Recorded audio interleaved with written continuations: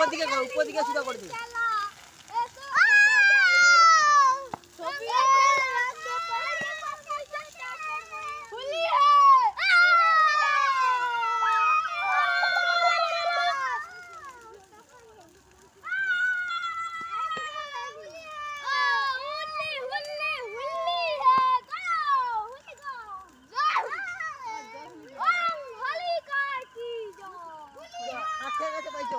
এবার কাটকে দে, এবার কোন হবে